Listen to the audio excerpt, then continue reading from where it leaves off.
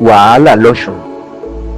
Àwọn tọ́ọ̀gì ká Kábíyèsí mọ́nú ààfin, wọ́n lu orí adé bí ejò àìjẹ. Ọba ìlú Èkó Àjàlá tó wà níjọba ìbílẹ̀ Ìfẹ́lódò nípínlẹ̀ Ọ̀ṣun, ìyẹn ọba Sunday Akínwálé mà ti fẹ́ràn bẹ́lú pé káwọn èèyàn gba òun lọ́wọ́ gbajúmọ̀ ọba kan nípínlẹ̀ Ọ̀ṣun tó fàyè ní òun lára gidigidi.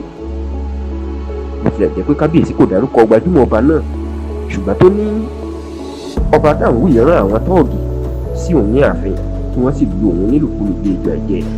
Kódà Kábíyèsí ní ìyá náà pọ̀ débi pé òun padà sá kúrò láàfin ni.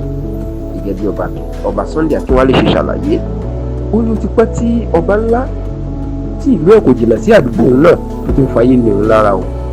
Ó ní òun kò mọ ẹ̀ṣẹ̀ tó ń ṣe ọba náà tó jẹ́ pé gbogbo ọ̀nà ló ń wá láti rọ òun lóyè tí yóò gba adé kúrò lórí òun. Kábíyèsí ní òun kò mọ̀ bóyá bóun ò ṣe bí ẹrú lábẹ́ ọba náà, inú ń bí nínú, ṣùgbọ́n tó ló ti pẹ́ tó ti ń lépa ẹ̀mí òun tó sì fẹ́ rí i pé òun fi ipò ọmọ òun sílẹ̀. Ó léyìí ló jẹ́ kí ó tó rà àwọn tọ́ọ̀gì wá káwọn máa fi tí wọ́n lu òun nílùkulù débi pé èèyàn àrò pọ́mọdé ni wọ́n lù ní. Ó sì jẹ́ pé Kábíyèsí báyìí ó ti kọ lẹ́tà ìfẹ̀hónú hàn nípasẹ̀ agbẹjọ́rò ẹ̀ amòfin Adéwálé Àfọlábí sí igbákejì ọ̀gá àgbà ọlọ́pàá tó ń ṣàkóso zone 11 nílùú Òṣogbo, ó sì nìkan ṣèwádìí ìṣẹ̀lẹ̀ náà àti pé kí wọ́n wádìí kí wọ́n tútù kókó fìyìn dé ìdí ìsàlẹ̀.